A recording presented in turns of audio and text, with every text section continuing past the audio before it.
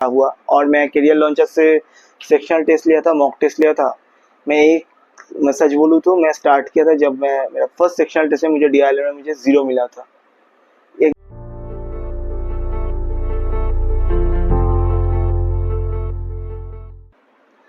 Hey guys, it's सात्विकी। तो आ गया हूँ नया वीडियो लेके।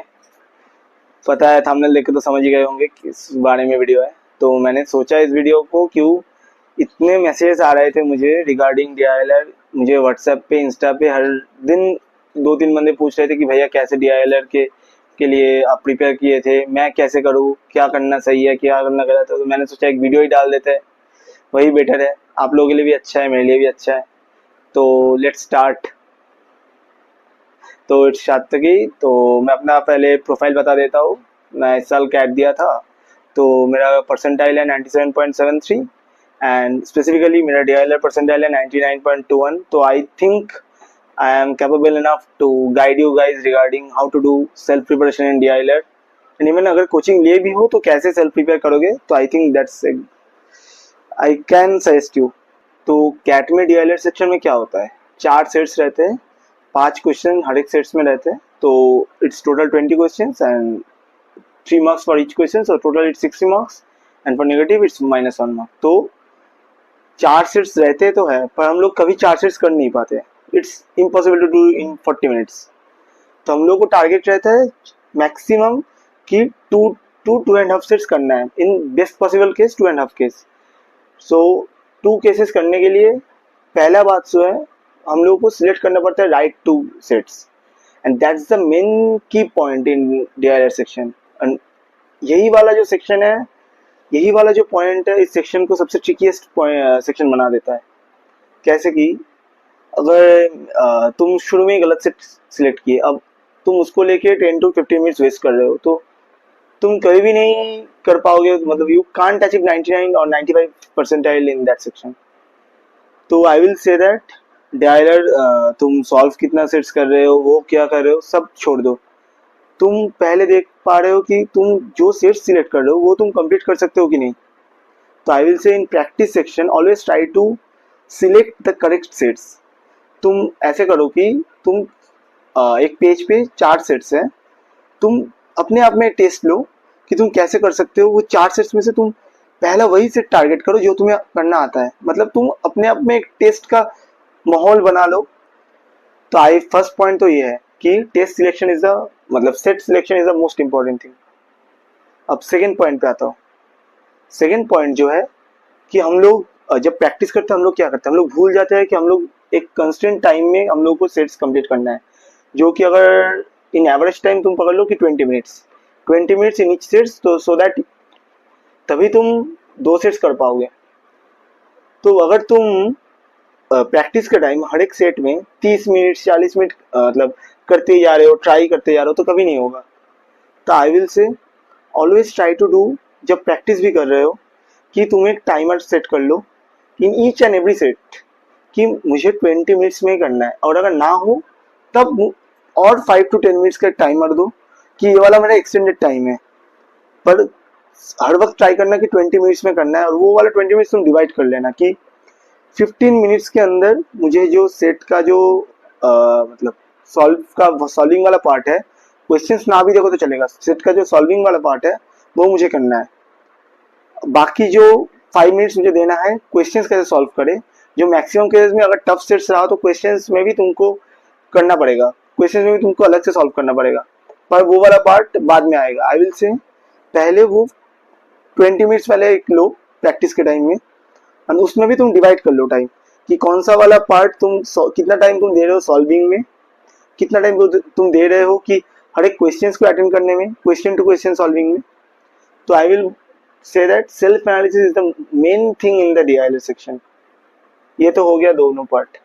अब तुमको थर्ड पॉइंट इज तुमको अपना सेल्फ जो स्ट्रेंथ पॉइंट है वो पहचानना पड़ेगा कि तुम कौन से सेट्स में अच्छे हो।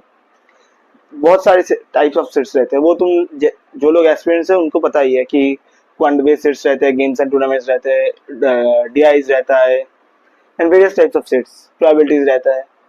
तो तुमको देखना है कि तुम अपना एक स्ट्रेंथ पॉइंट बना लो कि हाँ ये 3-4 सेक्शंस में मैं बहुत अच्छा हूँ।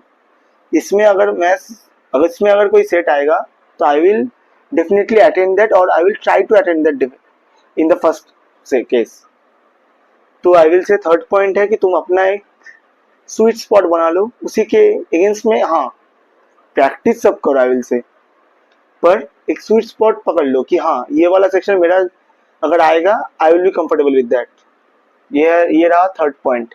Fourth point is don't neglect the DILR section. मैं देख रहा हूँ कि बहुत लोग जो engineers, non engineers, irrespective of anyone, मैं देखा हूँ कि तुम बीआरसी तो कर लेते हो, बीआरसी के लिए प्रैक्टिस करते हो, यूनिसिस पढ़ते हो, क्वांट्स के लिए तुम हर रोज प्रैक्टिस करो, पर डीआईएलआर सेक्शन में एक होता है कि नहीं मैं नहीं करूंगा, या पर डे 2 ही सेट करूंगा।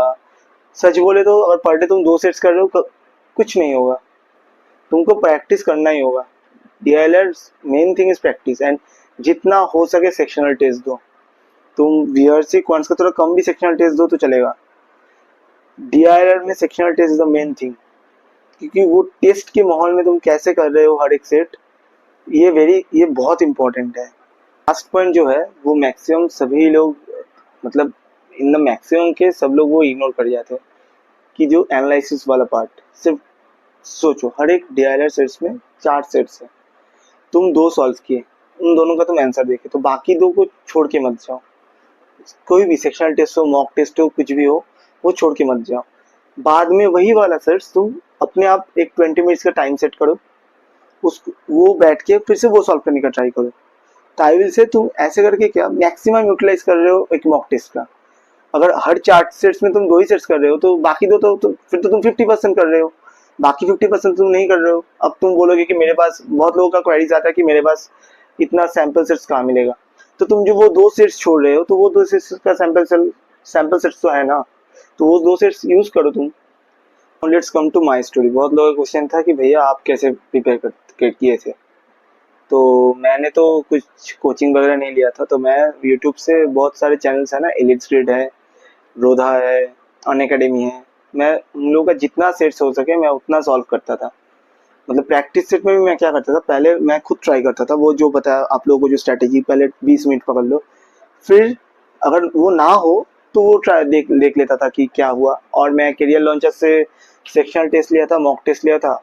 मैं सच बोलूँ तो मैं स्टार्ट किया था जब मेरा फर्स्ट सेक्शनल टेस्ट में मुझे डीआईएलआर में मुझे 0 मिला था, एकदम 0, मतलब मैं not a single question solve नहीं कर पाया था।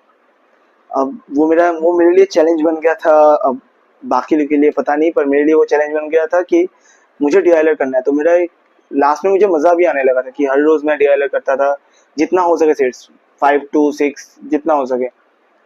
Even in the CAT exam I attempted 9 questions, मतलब एक सेट कंप्लीट किया था और एक का 4 out of 5 क्वेश्चंस किया था, एंड मेरा 9 out of 9 questions are correct, तो I end up with scoring 27 marks in DLR section.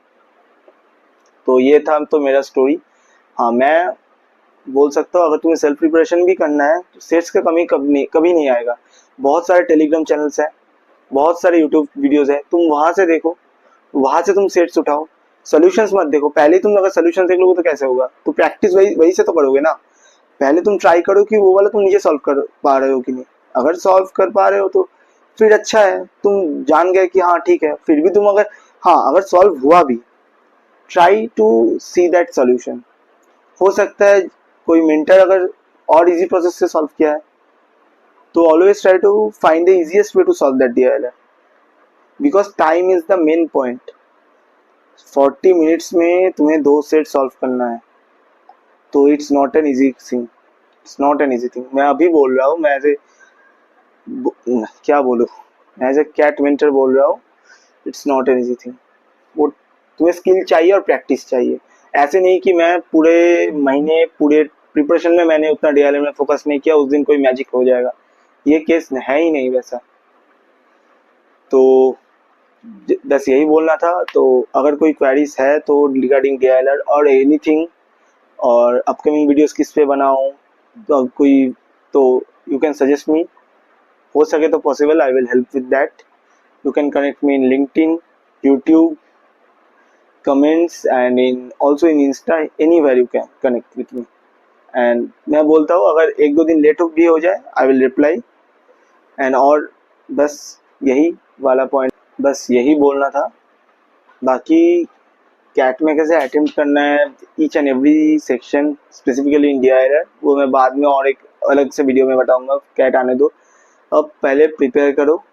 बहुत दिन बचे नहीं है, 3 to 4 months बचे हैं, वो भी शायद बचे नहीं है, 3 months। तो हो सके तो ये मत सोचना कि सेक्शनल्स बाद में करेंगे, बाद में करेंगे, बाद में करेंगे। प्रैक्टिस भी करो, साथ में सेक्शनल टेस्ट भी देते रहो, बिकॉज सेक्शनल टेस्ट देना बहुत ज़रूरी है डीआरएल में। प्रैक्टिस इज द ओनली की। और मैं जो बोलता हूँ हर एक वीडियो के अंत में, लास्ट तक डटे रहो, जो भी हो जाए, मार्क्स नहीं आ रहा है, कुछ नहीं आ रहा है, उतना टेंशन मत लो। Just wait for the D day, हो सकता है उस दिन मार्क्स आएगा, पर हाँ, give your best in your preparation. बस, बाय बाय गाइस।